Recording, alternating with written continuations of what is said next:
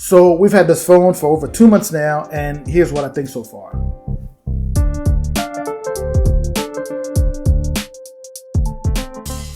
Now, before I go ahead and jump into the features of the phone itself, let me highlight the fact that this is actually a very well-priced iPhone.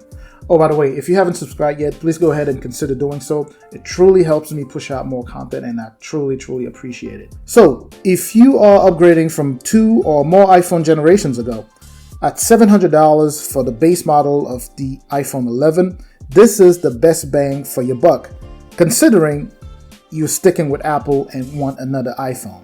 It's cheaper than the iPhone XR when it first came out, and it's packed with way better specs than the XR.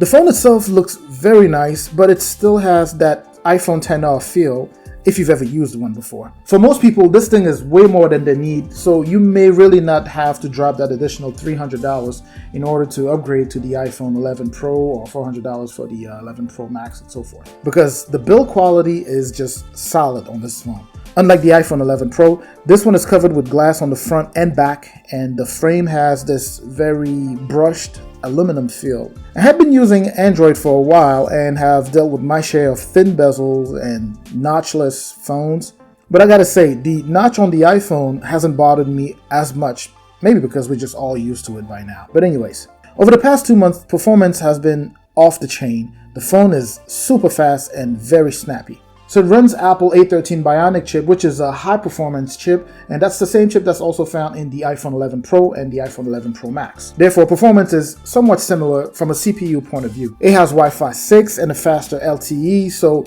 call quality is still amazing as always, and it connects extremely fast. It's also still IP68 certified, but this time it's supposed to have an improved water resistance compared to the previous model. Also, this model is supposed to have a stronger glass when compared to the iPhone XR. And I do trust it, even though I haven't tried to smash the glass. But that's not to say all is positive with the iPhone 11. I have my fair share of issues here and there, things that I would have preferred would be better, not necessarily things that would discourage me from getting the phone, but just a few things here and there that I would have preferred to be better. The first one, for example, is the fact that this is the year 2019, but Apple insists on bringing a screen that is less than 1080p.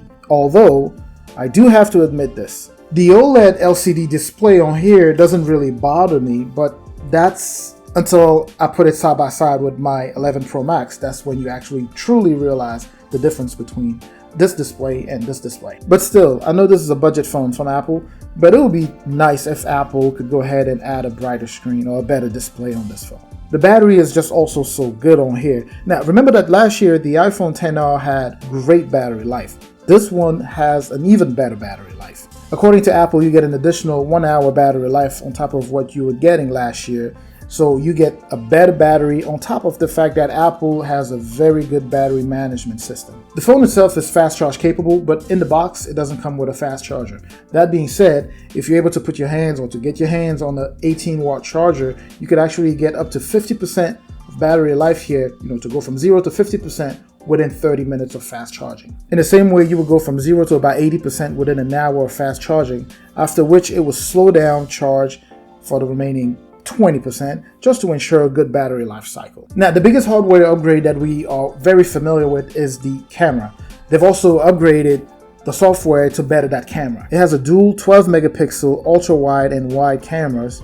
It has an improved wide angle lens actually with the new version of the Smart HDR. And of course, 4K videos can still be recorded at the highest at 60 frames per second all the way down to 24 frames per second. The camera on this phone takes extremely good pictures and videos, and colors are very much lifelike. They're very close to life, unlike the majority of phones out there that tend to oversaturate images. Night mode on here is one of the best in the market, and since the wide angle lens has been improved, the camera has a faster focus in low light and sets the exposure automatically for you. Now, one thing I'm not going to talk about is slow fees, but just know that it's there. Anyways, this was pretty much my 2-month review of the iPhone 11. I've used it for about 2 months, and this is just my take on here. I hope you enjoyed the video. Please don't forget to like, comment, subscribe, of course, and I will catch you guys in the next one. Peace.